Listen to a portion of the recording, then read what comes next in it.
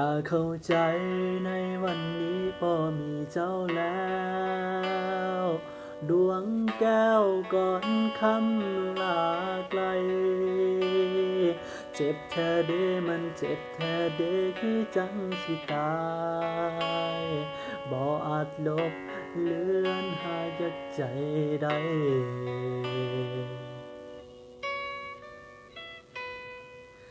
ตายตายตา